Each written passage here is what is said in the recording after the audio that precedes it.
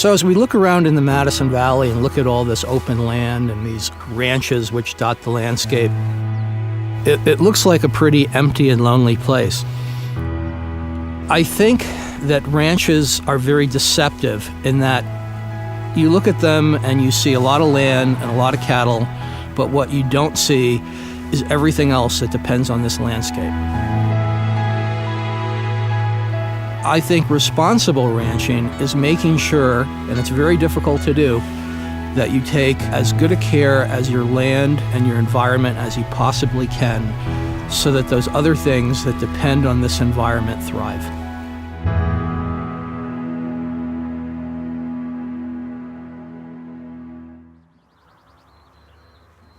This was my grandfather's ranch, and he worked very hard to take the best care of it he could. But in the 1950s, I think it was the thinking of the day that making wet areas drier would be a good thing for ranching operations. That wasn't just here, that was everywhere. So in the 1950s, my grandfather excavated drainage canals into miles and miles of our river bottom land to try to dry it up. At any given time in history, you do what you do based on the best knowledge and information that's available to you at the time. So why was it a mistake? Well, it was a mistake because we now know that wetlands are very important. Wetlands are actually very rare. They make up only less than 2% of the landscape in the Rocky Mountain West, and yet they're used by 90% of all living species for either their complete life cycle or a part of their life cycle. They're also important to humans because they store water, they clean water, and they're essential for biodiversity. And when I started to see that the draining that was done in the 1950s had ultimately produced some unwanted consequences and was a negative for the ranch, I began to consider what could be done to turn that around. So in 2005, we began a project closing a certain amount of drainage canal and restoring a completely extinct stream channel.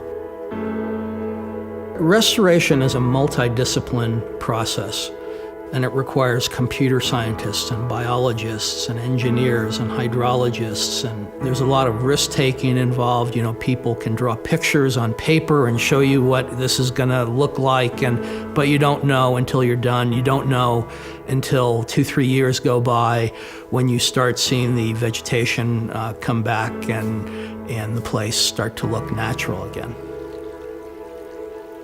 I looked at this on a daily basis, and there was one day where it was an early winter day. I went down there, and there was steam coming off the water, but the water was very off color. It was almost chocolate brown, and I was used to seeing this gin clear water flowing through, and I had a moment of panic, and I thought, oh my God, the project is failing.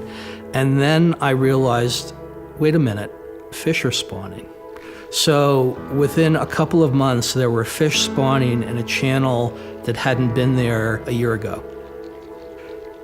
It's been a long, complicated, and demanding process, but without hesitation, I feel the Odell Creek Restoration Project has been a gigantic success.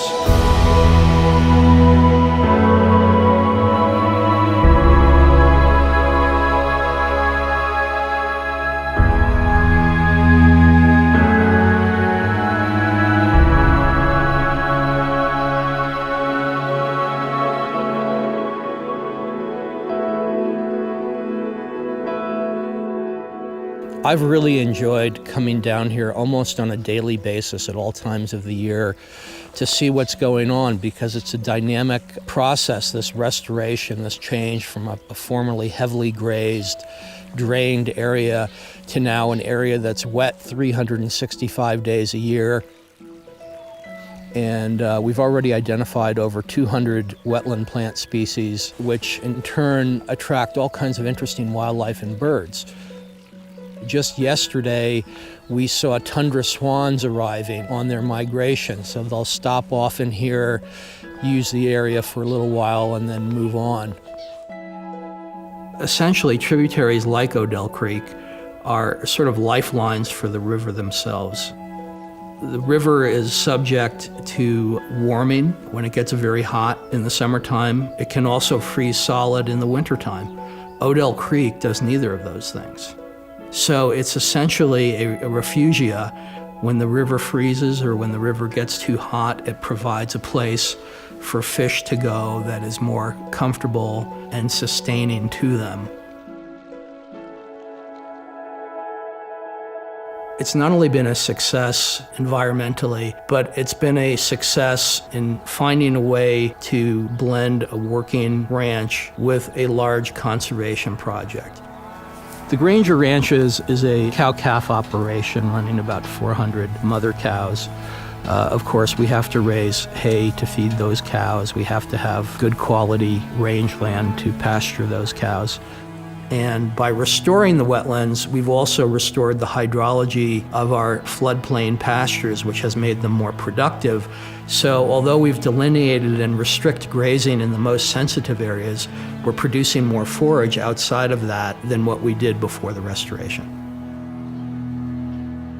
But there's also a benefit to the public at large, because clean water, good wildlife and fish habitat, preserving plant species, these are all things that are very important.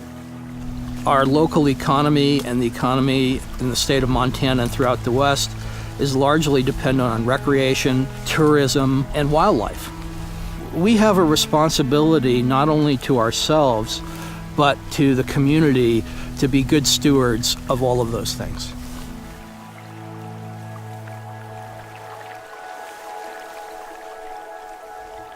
Ranching, conservation, ecological restoration, these things are not diametrically opposed. In fact, they go very well together.